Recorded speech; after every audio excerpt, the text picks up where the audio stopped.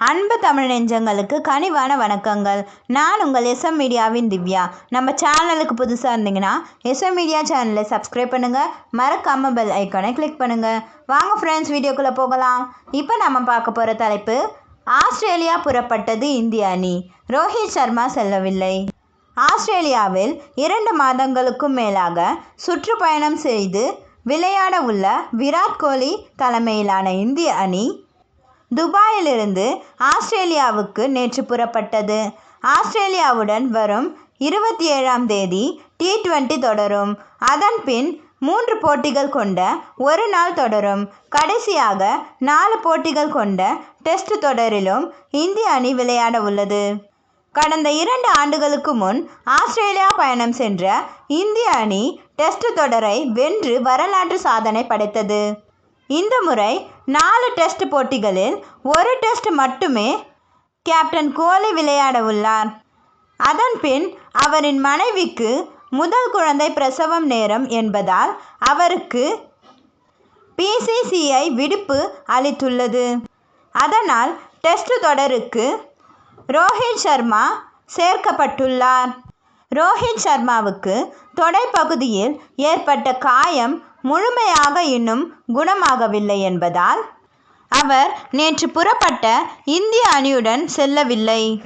Test தொடருக்கு மட்டுமே ரோஹித் சர்மா சேர்க்கப்பட்டுள்ளார். அதுவரை ஓய்வு எடுத்துவிட்டு அதன் பின் ஆஸ்திரேலியா புறப்படுகிறார். அதேபோல் சன்ரைசர் ஹைதராபாத் அணியில் இடம்பெற்றிருந்த விருதிமான் சாஜாவும் காயத்திலிருந்து குணமடைந்த பின் அணியில் இணைய உள்ளார். இந்திய அணியில் இடம்பெற்றுள்ள பல்வேறு வீரர்கள் IPL தொடரிலும் விளையாடியதால் IPL தொடரை முடித்தவுடன் அனைவரும் கூடினர்.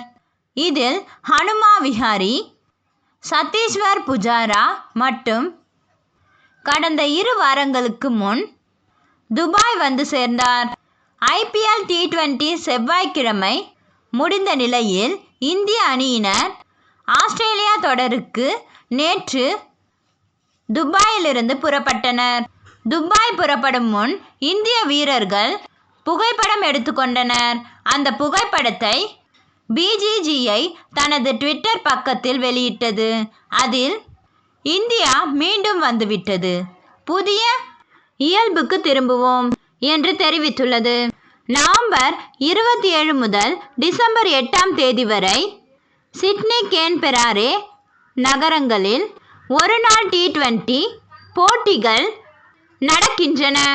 இந்த வீடியோ உங்களுக்கு பிடிச்சிருந்தா லைக் பண்ணுங்க, ஷேர் பண்ணுங்க, கமெண்ட் பண்ணுங்க. தொடர்ந்து செய்திகளை தெரிந்து கொள்ள SM மீடியா யூடியூப் சேனலை சப்ஸ்கிரைப் பண்ணுங்க, மறக்காம பெல் ஐகானை